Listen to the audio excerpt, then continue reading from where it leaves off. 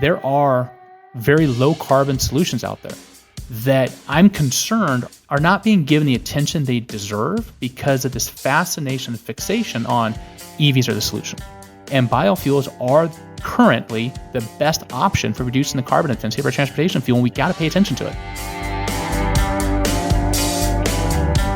Hello and welcome to Wherever John May Roam, the National Corn Growers Association podcast.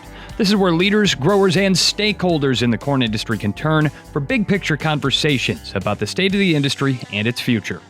I'm Dusty Weiss, and I'll be introducing your host, Association CEO Jon Doggett. From the fields of the Corn Belt to the DC Beltway, we're making sure that the growers who feed America have a say in the issues that are important to them, with key leaders who are shaping the future of agriculture.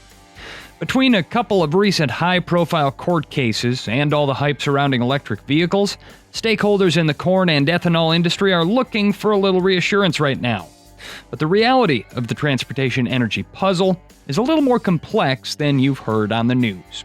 So in this episode, we're joined by John Eichberger, Executive Director of the Fuels Institute, for a reality check about the present and future of the transportation energy sector. But if you haven't yet, make sure you're subscribed to this podcast in your favorite app. Also, make sure you follow NCGA on Twitter @NationalCorn and sign up for the National Corn Growers Association newsletter at ncga.com. And with that, it's time to once again introduce Jon Doggett, the CEO of the National Corn Growers Association. And John, I'm old enough to remember a time when ethanol was the next big thing in clean and renewable fuels.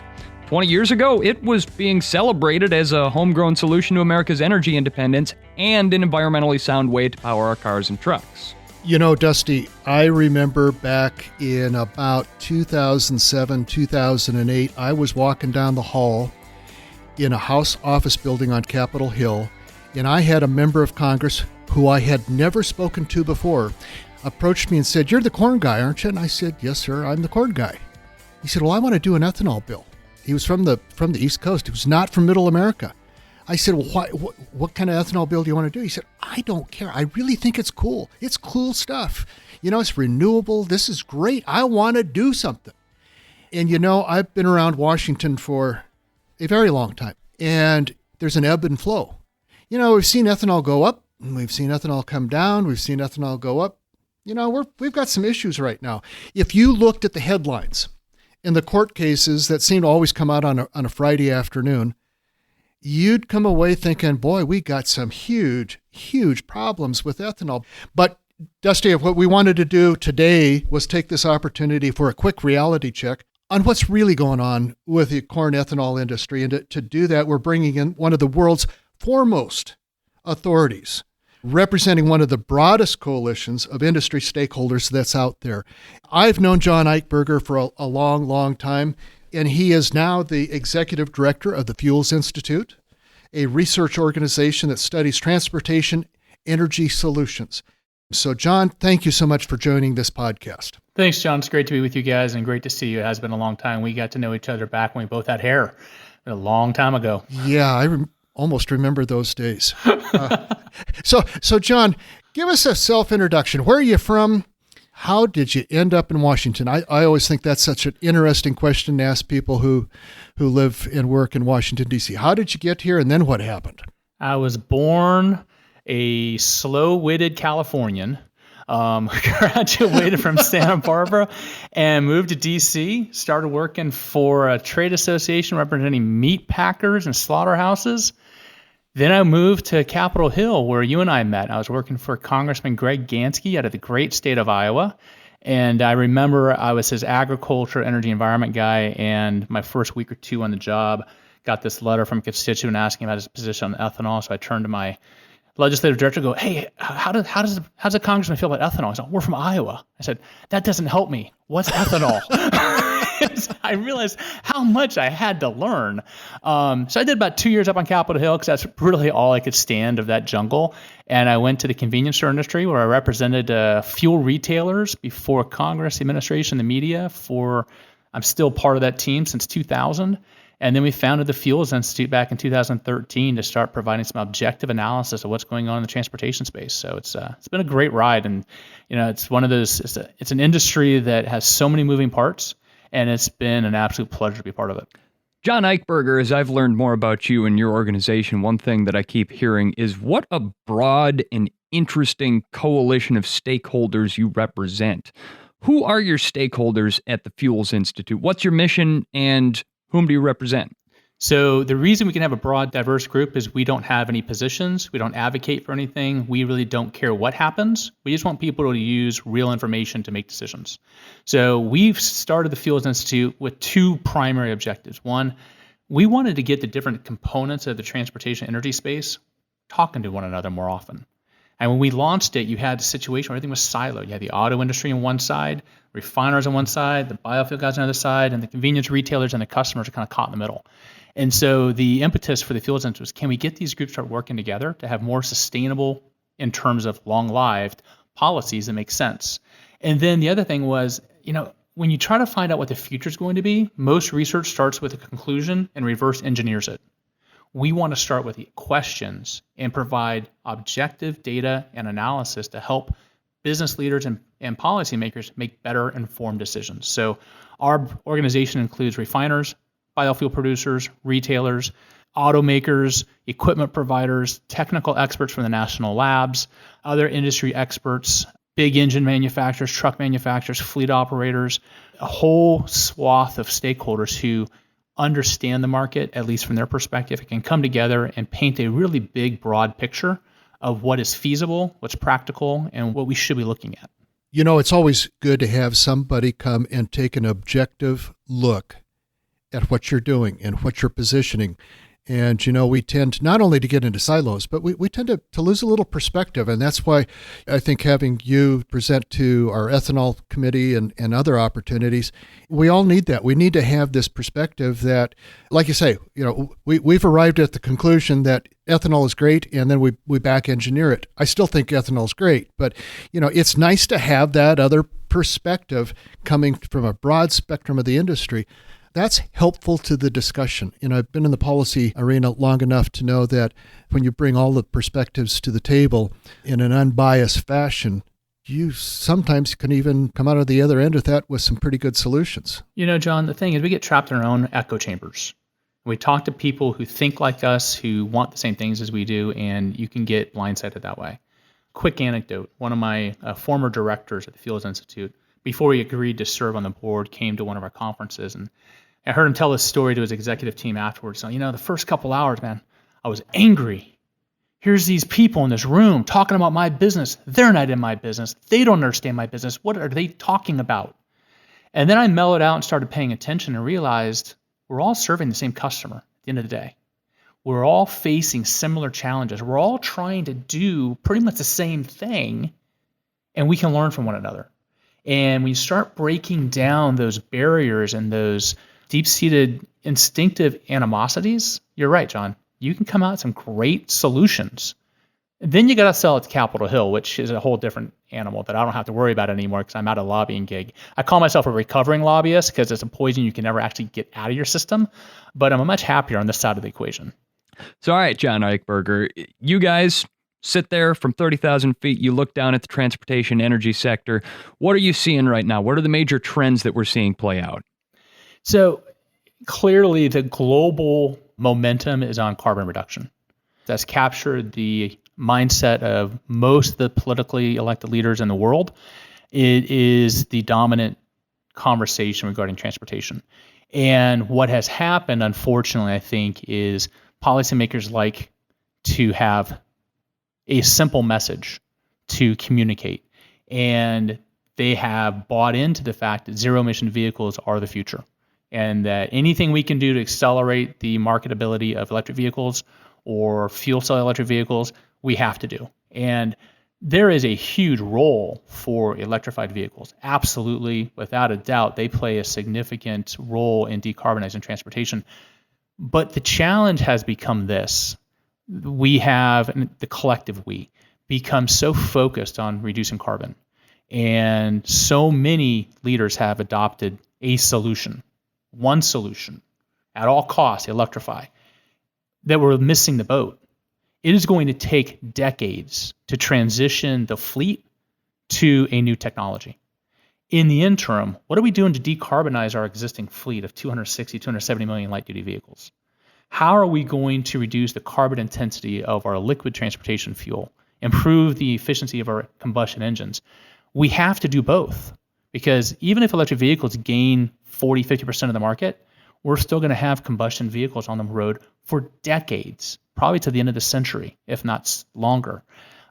There are very low carbon solutions out there that I'm concerned are not being given the attention they deserve because of this fascination and fixation on EVs are the solution.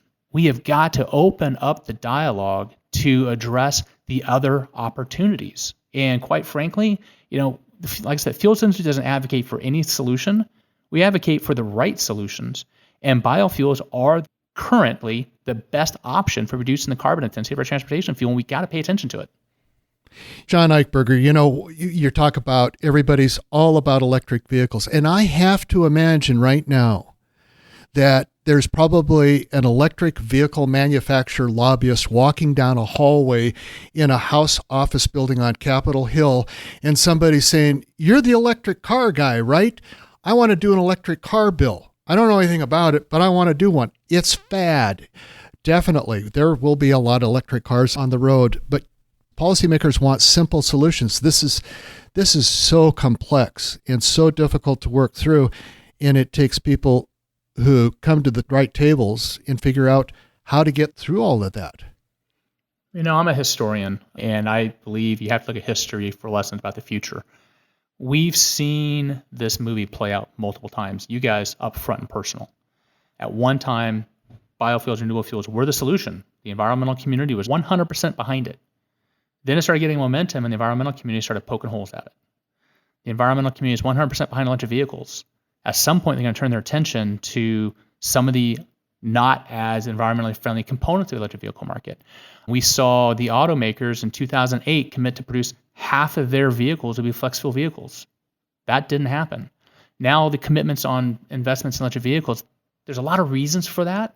Some of them are economic, but you know what? 10, 15, 20 years is a long time in policy and in public sentiment.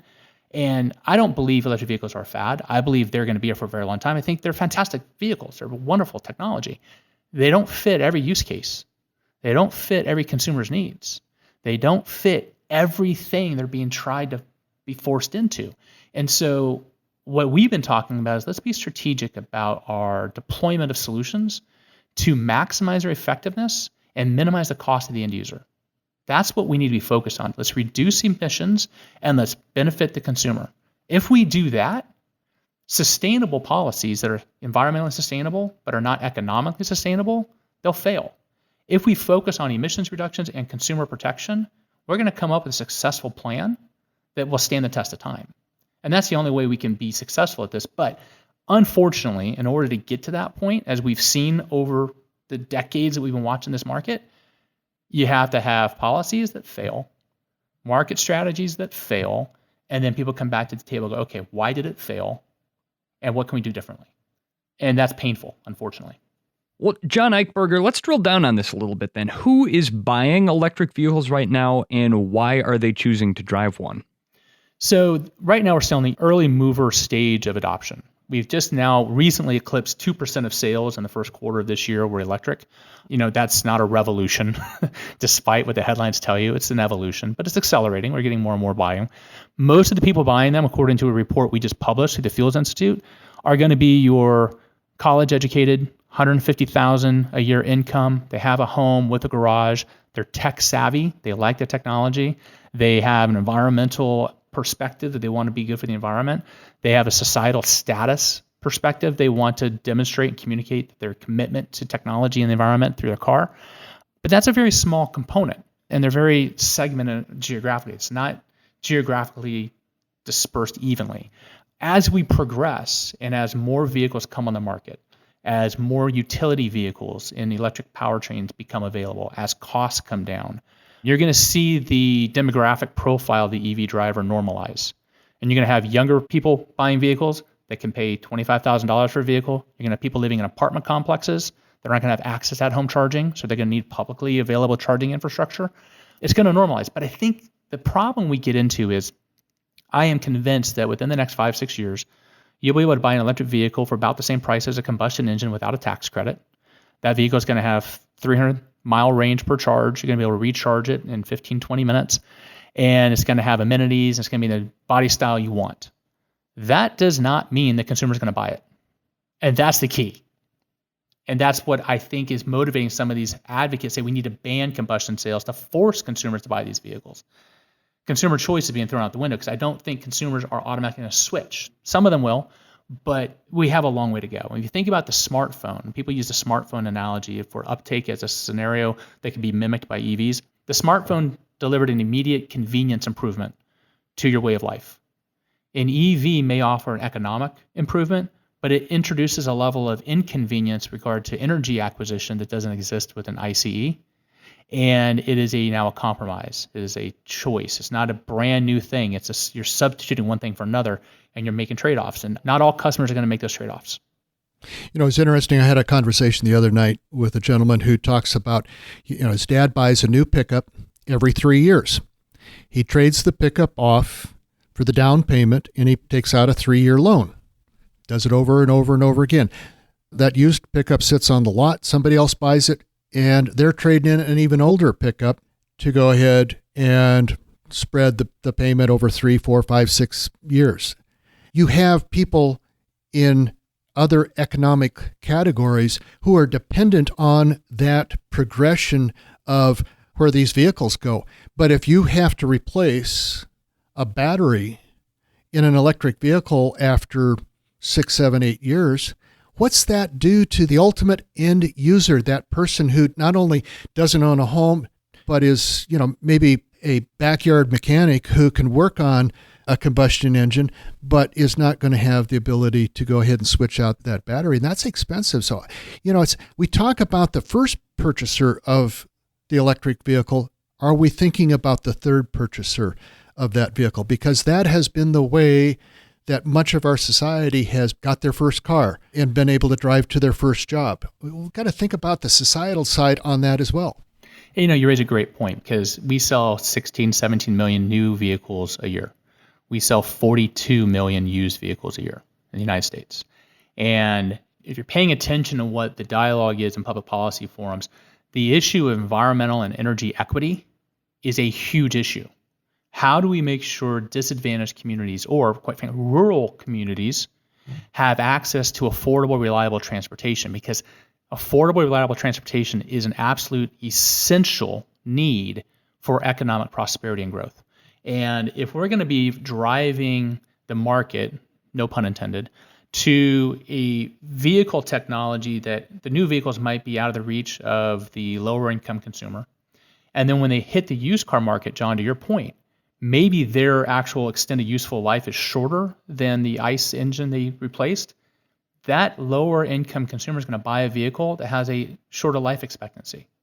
And they're going to get trapped in an economic cycle that they may not be able to get out of. And so we need to think about these things because you can't impose a solution that benefits the wealthy communities and disadvantages the lower income communities. And I don't think we've thought this through all the ways, how that's going to materialize. A lot of people have brought this up, well, it's going to figure itself out, John. It'll take care of itself. Is that how we want to be framing the future of our transportation space, on expectation, hope that it's all going to be resolved well? And I don't think so. I think we need to take these things into very careful consideration. There may be solutions that will support an EV market. There may be solutions that may not.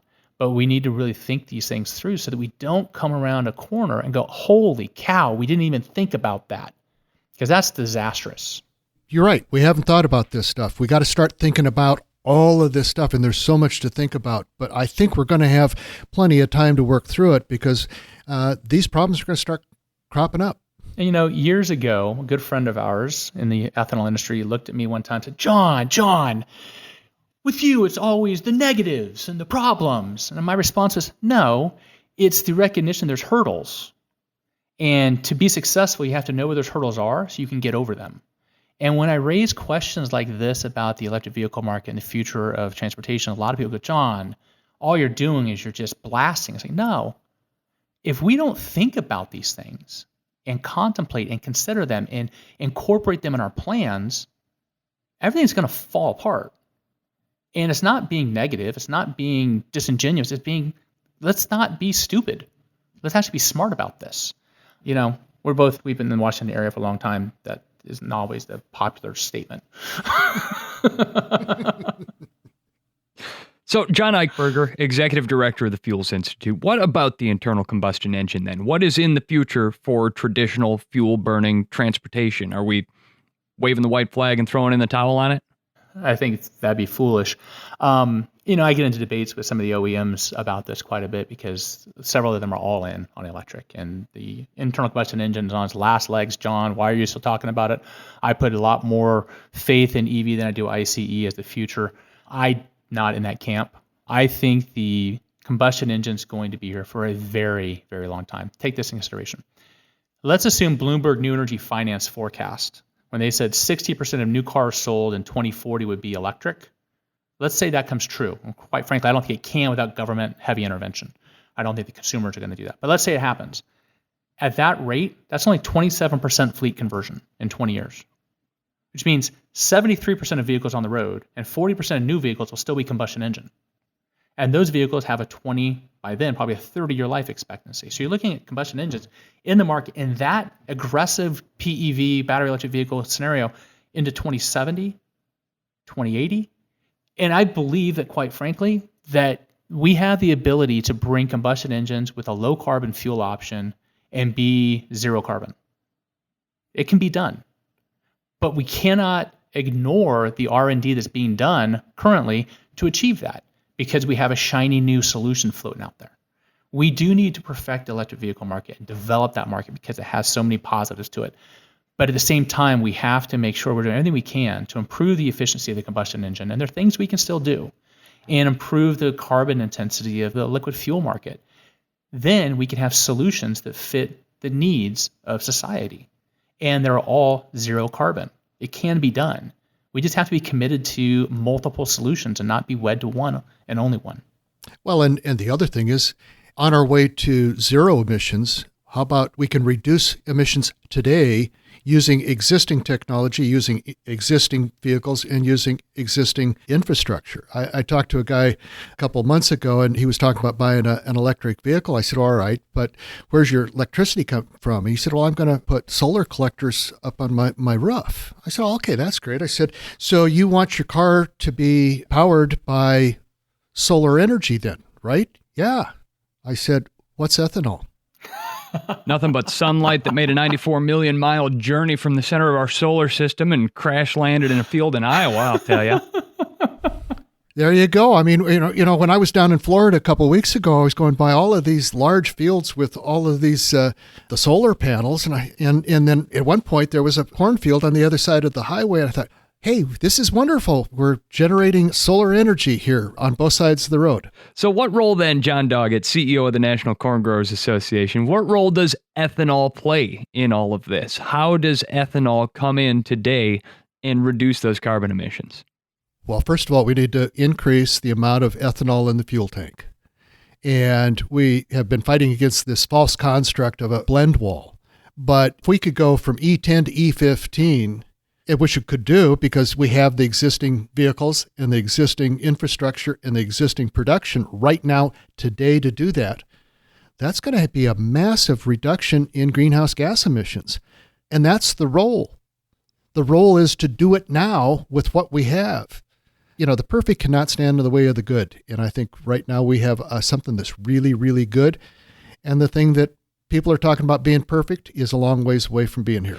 Well, John, you bring up an important point there. You talk about the E15 blend, and certainly a couple of recent court cases have resulted in some pretty negative headlines about the ethanol industry this summer. Can we take a look at those real quick? What was decided, and what does it actually mean?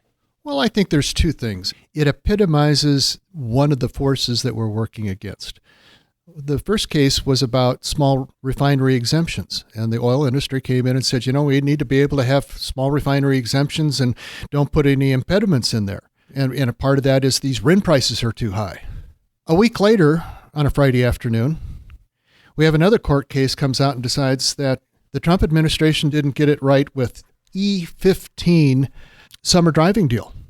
And so you got the oil companies on one side saying RIN prices are too high, but then the next week they got a court case that says, hey, we're going to go ahead and not require you to use as much ethanol, so RIN prices are going to keep going back up. It's crazy.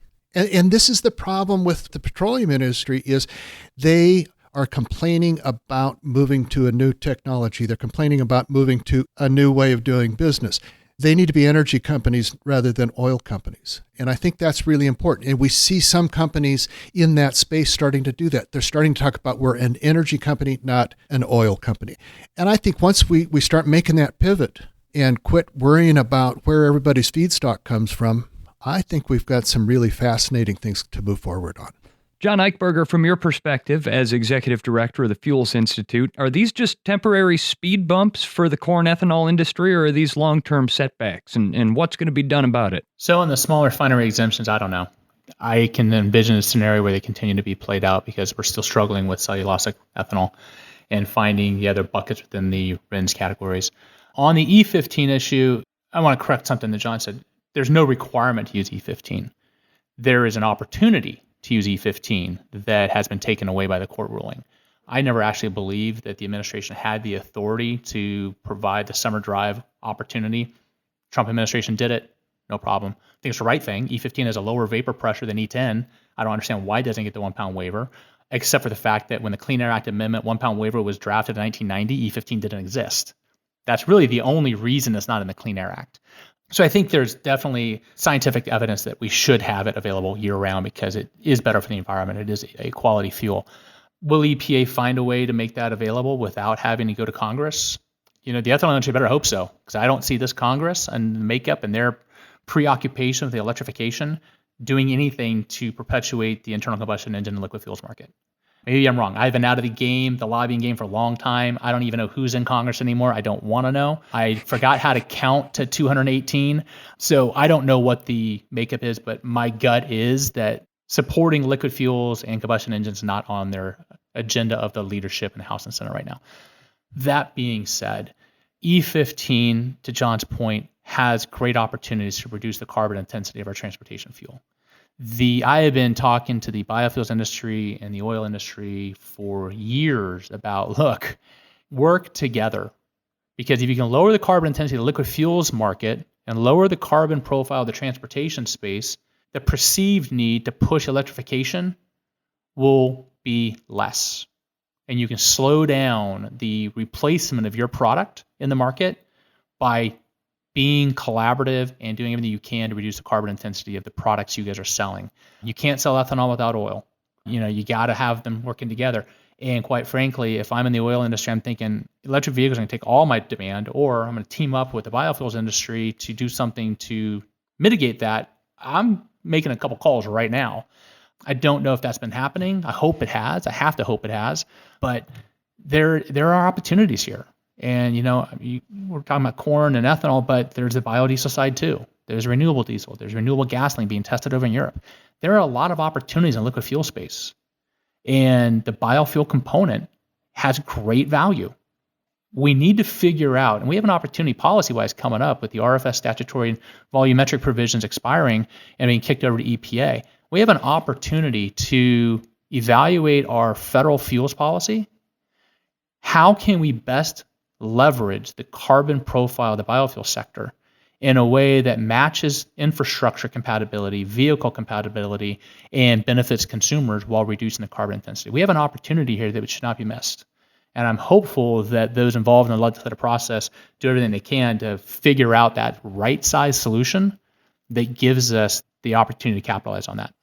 So, John Eichberger, we always talk about what corn growers think and what ethanol producers think, and we talk about what we think the oil industry is talking about. But what about your members? What are they saying to you? What are their concerns? What is it that we need to know in the corn industry and in the ethanol industry? What do we need to know about what your folks are thinking about? So let's redefine my folks. So when you say my folks, I think you're going back to my previous job where I was representing retailers. So let's talk about fuel retailers. Fuel retailers are facing a lot of challenges. They're looking at a CAFE program that when Mr. Biden resurrects the Obama era program, will probably drop gasoline demand by 20 to 25% by 2040. They're looking at a unrelenting barrage of news stories and announcements saying electric vehicles are taking over and threatening their fuel sales. Fuel sales represent 2/3 of the sales at a convenience store. You got to put that in perspective. Yet 1/3 of profit. 40% of gas customers go inside the store. That fuel island is critically important to the industry. On the flip side, they're spending thousands upon thousands of dollars per site to be able to accept the chip-based credit cards. They're also looking at a situation where their underground storage tanks are possibly nearing the end of their useful life of 30 years. They had to replace them between 88 and 98. Do the math. EPA estimates about 20% of storage tanks out there are probably into their warranty, which means they need to be replaced. Yet you're looking at a situation where demand's going to go down 20 to 30% in the next 20 years. You're looking at a $500,000, $600,000 investment in storage tanks. Why would I do that? They're looking at, what do I do about ESG? Because they're starting to get pressure on that too from all fronts. How do I promote my environmental footprint? Biofuels is on the table. But you also have to keep in mind, we've made great progress in the equipment compatibility profile of the market. There are still some compatibility challenges with higher blends that we need to overcome. They can be overcome, but we just have to be aware of it. And we have to make sure that we are communicating correctly so we can get these fuels to market in a responsible way. But they're really concerned about the future because everything seems to be changing and all external pressures are trying to take away their primary business. That's why I think, the NACS organizations is so focused on providing these options, these opportunities. Now, if I put my other hat on, the Fuels Institute, we take a look at the research we're doing. We have several research projects on EV infrastructure. We have a project that's going to be delivered to me today in the first draft, looking at the life cycle assessment comparison between electric vehicles, combustion engines, and the fuels and electricity that power them. And what are the different dynamics in there? So we understand, what we're dealing with in those two. We just commissioned a new project looking at the research and R&D on ICE and liquid fuels, looking at the carbon intensity of biofuels and what policies could help support the capitalization on that carbon intense benefit. I'm working on a project right now where I collected data from more than 2,000 retail stations on their ethanol fuel sales. I've got daily sales data over a 12-month period on volume, price, and margin for E0, E15, E10 unleaded, E85, and we're doing a comparison analysis to understand the business structure there. We've got a couple of other projects ongoing as well because we're trying to figure out what are the options. So the Fuels Institute is looking at this from what are the big levers affecting the market and what is not really understood, and how can we deliver value to help improve the understanding of those sectors. So it really is kind of all over the place, but almost everything's centering around this. How does this march towards lower carbon affect the market? And ultimately, how does it affect consumers? Because we keep missing that in the national dialogue. What's the impact on consumers? And the diehard advocates go, cost is irrelevant. No, cost is not irrelevant. Cost is 100% relevant. And it has to be part of the equation, and we need to continue talking about it. And between the apartment I rent here in Chesterfield and the office, there's probably 5 convenience stores. I've stopped at least 4 out of the 5. And yeah, it's, lots of gas pumps. And yeah, I go in to get a candy bar or, whatever. And if that market changes that much, what happens to those stores? What happens to the people that work there? What happens to the person that delivers the candy bar that I bought? Where are they going to deliver that?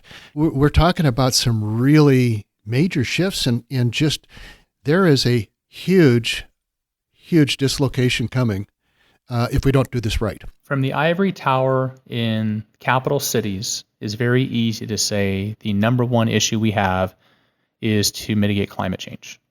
And maybe it is. The reality, though, is we have to be paying attention to the human element. How do the policies being considered and contemplated affect families?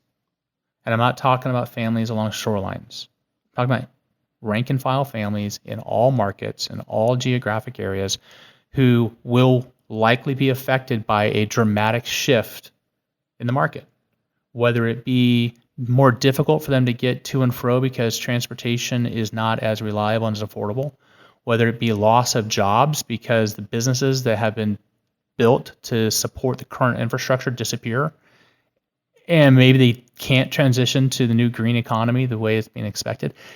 And again, none of this stuff is insurmountable, but it seems to be lacking from the public discussion. And we need to get back to thinking about people and families in the context of global priorities. They don't have to be mutually exclusive, but they better be connected. And I'm hoping we see a little bit more of that going forward. Well, Jon Doggett, CEO of the National Corn Growers Association, general sentiment is that corn ethanol has taken some body blows lately. How are you feeling about it right now? You bullish? You bearish? Where are you at? Bullish. You take a look at what our good friends in the petroleum industry have done since the first RFS was passed.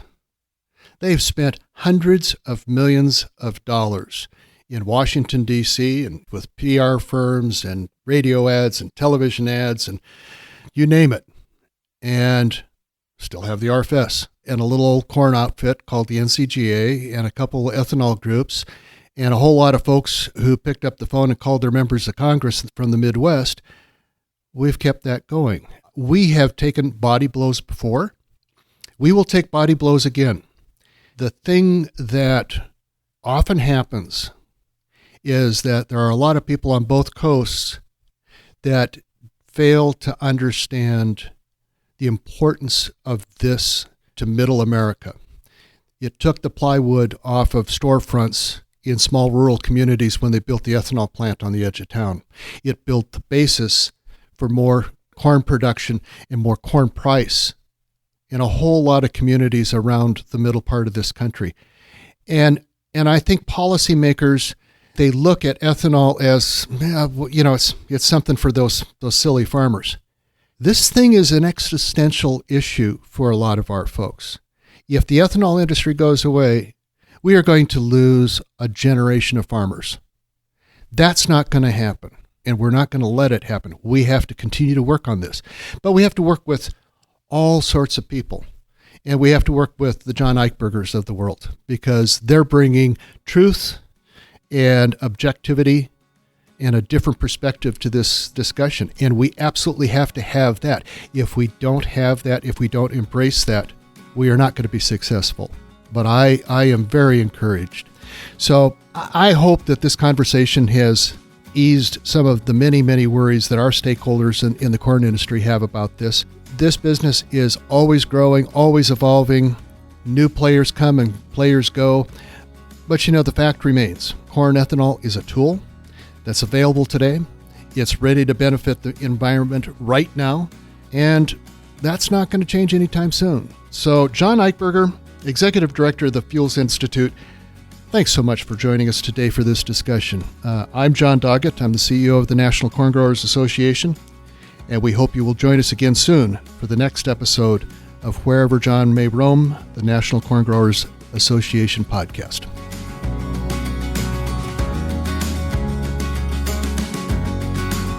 That is going to wrap up this edition of Wherever John May Roam, the National Corn Growers Association podcast. New episodes arrive monthly, so make sure you subscribe in your favorite app and join us again soon. Visit ncga.com to learn more or sign up for the association's email newsletter. Wherever John May Roam is brought to you by the National Corn Growers Association and produced by PodCamp Media, branded podcast production for businesses, podcampmedia.com. For the National Corn Growers Association, thanks for listening. I'm Dusty Weiss.